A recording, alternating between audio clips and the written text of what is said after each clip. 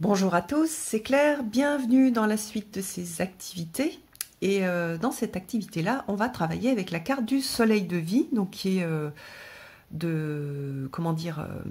en face de la lune sur l'eau. Et donc c'est la carte 19, c'est la carte qui correspond dans le tarot au soleil. Alors il y a quelque chose dans cette description de soleil de vie que je trouve hyper intéressante. En fait, le soleil de vie donc, se rapporte au moi supérieur ou divin et à la capacité éclairée du chaman, donc du chaman que nous sommes potentiellement, ou en devenir, ou en tout cas sur ce chemin-là. Donc la capacité éclairée du chaman à utiliser l'énergie de cette source primordiale pour la guérison et la croissance de l'humanité. Donc vous voyez que dans ce soleil de vie, on a aussi une grande responsabilité personnelle par rapport à l'humanité. C'est aussi l'énergie polaire négative, de l'homme en fait, donc enfin de l'homme, pardon, du masculin. Et puis donc on a cette idée donc de joie, on a cette idée de santé, on a cette idée d'harmonie émotionnelle aussi dans le soleil de vie. Alors c'est vrai que quand on est dans la joie, quand on est dans l'harmonie émotionnelle, très souvent on est aussi facteur de guérison de l'humanité, c'est-à-dire quelqu'un qui est joyeux, quelqu'un qui est harmonieux, il ne va pas projeter ses parties sombres sur les autres, et donc il va contribuer à sa petite, comme une petite goutte d'eau qui contribue aussi à la mer, il va contribuer au bien-être et à la guérison de l'humanité. C'est pour ça que c'est une carte qui est très importante, c'est-à-dire qu'elle lie en fait le travail personnel que l'on peut faire au travail universel. On l'a déjà vu dans d'autres cartes, mais celle-ci, elle est vraiment sur cette partie de bonheur et d'harmonie qui va nous permettre aussi d'être dans l'harmonie avec les autres et d'apporter de la guérison aux autres par notre radiance en fait, par la façon dont on se positionne en fait au milieu des autres, avec les autres. Et je trouve que c'est vraiment une jolie carte. Alors on va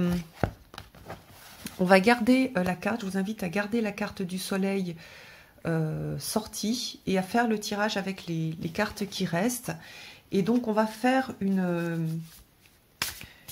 un tirage en deux cartes. On va avoir une carte qui va représenter la voie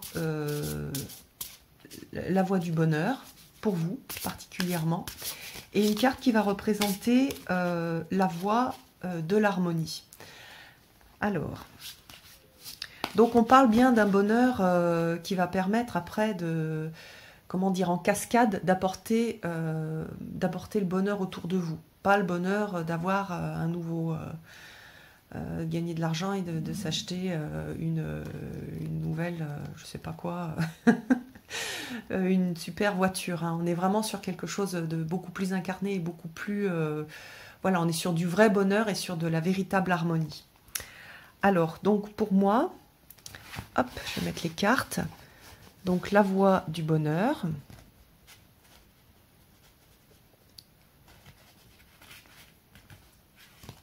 Cette carte est la voie de l'harmonie.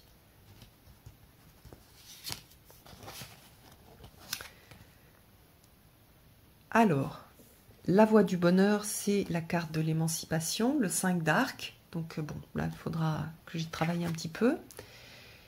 Et la voie de l'harmonie, c'est une carte d'extase. Alors, vous voyez qu'ici, moi, j'ai plutôt deux cartes qui, visuellement, ont l'air positives. Même si le 5 d'arc, les cartes de 5, hein, c'est pas toujours... enfin, là, elles sont traitées de façon positive, mais les cartes du 5, c'est des cartes de challenge. Si dans votre tarot, si vous n'avez pas ce tarot-là et que vous avez des cartes qui ont l'air négatives, on est toujours sur dépasser ça. Si vous avez par exemple 10 d'épée, on est sur dépasser cette carte, dépasser cette énergie-là, se relever, ou alors qu'est-ce que j'ai appris de ça? cette force, cette capacité à me relever. Donc c'est ça qui va pouvoir m'apporter du bonheur, parce que je sais que tout est impermanent, je sais que je vais me relever, et par exemple, je peux être heureux en me disant que je suis capable de faire ça, être fier de moi, et avoir même du plaisir à relever ces challenges et après me relever. Vous voyez, il y a aussi ce plaisir aussi par exemple, qu'on voit dans les grands sportifs, de relever des challenges et puis de tomber et de se relever et de continuer. Donc il y a aussi, on peut aussi trouver du bonheur dans pas mal de situations. Et puis l'harmonie, même chose. Donc ne vous arrêtez pas à l'aspect de la carte, allez plus loin. Et dites-vous que c'est comme un levier, c'est comme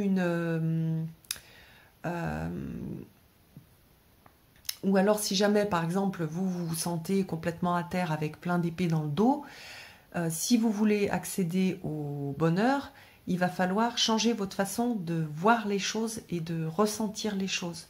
Donc vous avez cet axe de travail pour vous.